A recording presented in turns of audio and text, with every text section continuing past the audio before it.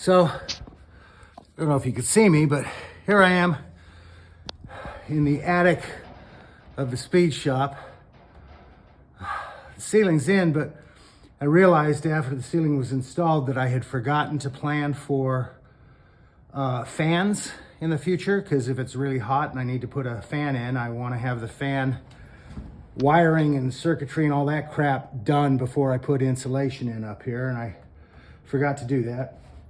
And I also forgot to put in connection boxes for the end of the gables at the peaks. At some point I'm planning in the future, I'm putting floods out there, and I had forgotten to put that in. And again, I forgot to do that before the ceiling was in. So now I'm up in the attic in the barn dealing with this. And the simple fact of the matter is you need to remember this before you put your ceiling in, because doing this once the ceiling's in, you're balanced on joists. See, I'm stepping between the joists.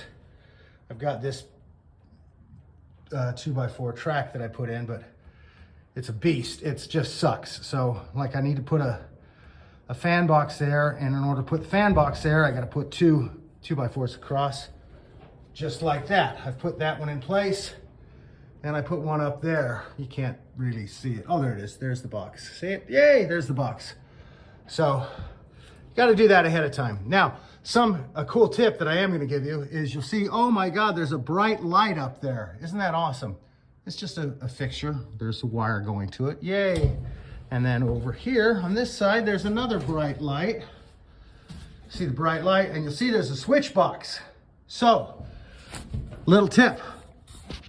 If you're going to be building a pole barn and you're ever going to put a ceiling in and you're ever going to insulate it, or even if you're not going to insulate it, if you're going to put a ceiling in, take the time to put a couple of lights, one on each side, put a switch in here, wire it in. That way when you come up here, and you will have to, even though you don't ever want to, it's still going to happen. That way when you do have to come up here, you can have some light and actually function. So anyway, I'm going to get back to finishing putting that one in. Cussing the entire time because I was a moron and forgot to put them in before I put in the steel. But the steel's in. Looks really good. It's about the last time it'll look like this, because very shortly, once I get all this taken care of, we're going to be doing blow-in insulation, R49, and whatever that depth is. I can't remember if that's 16 inches or 12 inches or 18 inches at this point in time.